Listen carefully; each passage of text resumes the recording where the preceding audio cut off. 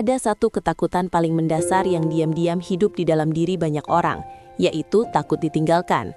Takut gagal lalu ditolak, takut jatuh lalu tidak ada yang menolong, takut menjadi lemah lalu kehilangan nilai, takut bahwa pada akhirnya kita harus menghadapi hidup sendirian. Banyak kekhawatiran yang kita alami sehari-hari sebenarnya berakar dari ketakutan ini. Kekhawatiran akan masa depan, ekonomi, kesehatan, relasi, bahkan iman kita sendiri.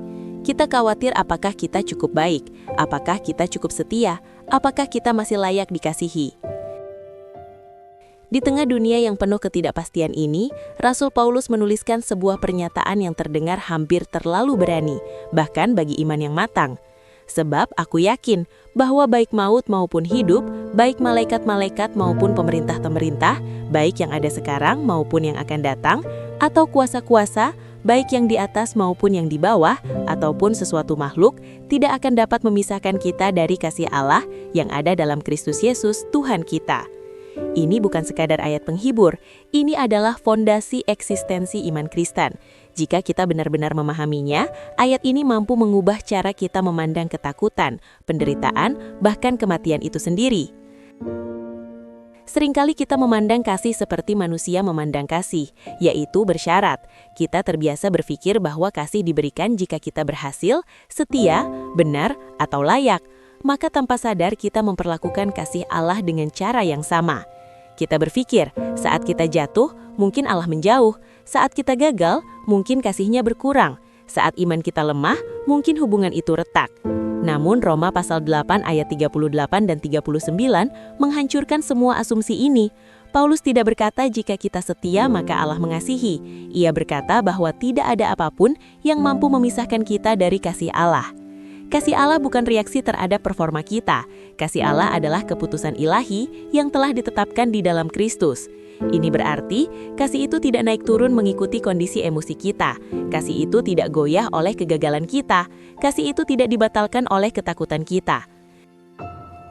Ketakutan hidup dari ancaman bagaimana jika? Bagaimana jika kita sakit? Bagaimana jika kita kehilangan pekerjaan? Bagaimana jika orang-orang pergi? Bagaimana masa depan tidak seperti yang kita harapkan?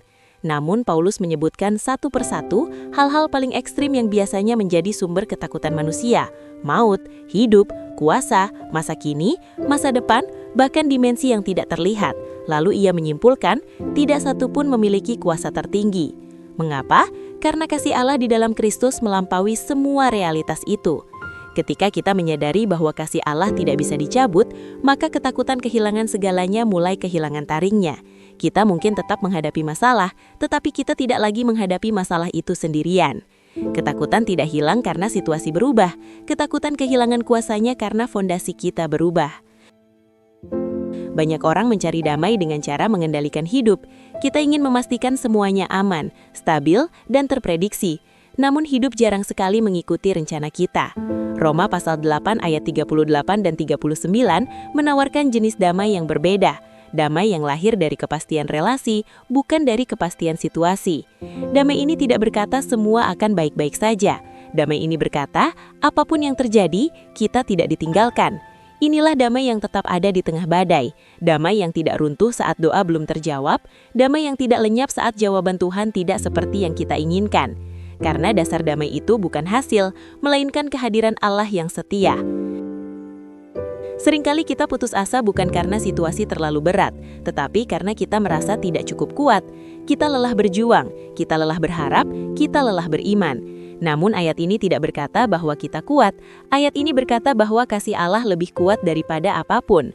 Harapan Kristen bukan optimisme kosong. Harapan Kristen adalah keyakinan bahwa di balik segala keterbatasan kita, ada kasih yang tidak pernah berhenti bekerja. Kita boleh lemah, kita boleh ragu, kita boleh jatuh. Namun kasih Allah tidak menunggu kita pulih untuk tetap tinggal. Ia tetap ada bahkan saat kita tidak tahu harus berbuat apa. Paulus secara khusus menyebutkan yang ada sekarang dan yang akan datang. Ini penting karena banyak ketakutan kita justru tidak berasal dari hari ini, tetapi dari bayangan masa depan. Kita takut akan hal-hal yang belum terjadi. Kita cemas terhadap skenario yang bahkan belum nyata. Roma pasal 8 ayat 38 dan 39 mengingatkan kita bahwa masa depan bukan wilayah tanpa Tuhan. Kasih Allah tidak berhenti di hari ini, Ia sudah hadir di masa depan kita, bahkan sebelum kita sampai ke sana. Ini memberi kita kebebasan untuk menjalani hari ini dengan lebih tenang. Kita tidak perlu memikul beban seluruh hidup sekaligus. Kita cukup melangkah satu hari dengan keyakinan bahwa kasih Allah tidak tertinggal di belakang.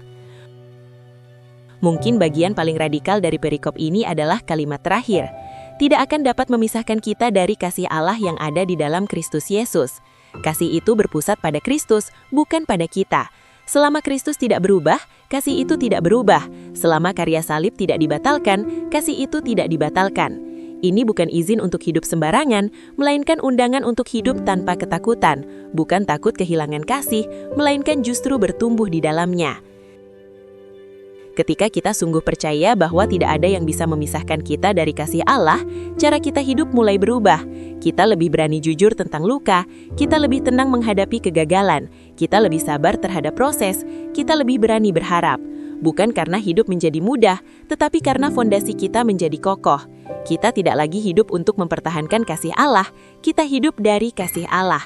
Dan di sanalah ketakutan perlahan menghilangkan suaranya, kekhawatiran tidak lagi memimpin, damai dan harapan mulai mengambil tempat yang seharusnya. Roma pasal 8 ayat 38 dan 39 bukan sekadar ayat untuk dihafal, ini adalah keyakinan untuk dihidupi. Di dunia yang terus berubah, di tengah ketidakpastian yang nyata, kita berdiri di atas satu kebenaran yang tidak tergoyahkan. Apapun yang kita hadapi, apapun yang kita takuti, apapun yang belum kita mengerti, kita tidak pernah berada di luar jangkauan kasih Allah, dan seringkali itu sudah lebih dari cukup untuk melangkah satu hari lagi dengan damai. Terima kasih sudah menonton. Jika video ini berarti, silahkan like, tinggalkan komentar, bagikan, dan subscribe. Kiranya damai Tuhan selalu menyertai langkah kita. Sampai jumpa di video selanjutnya.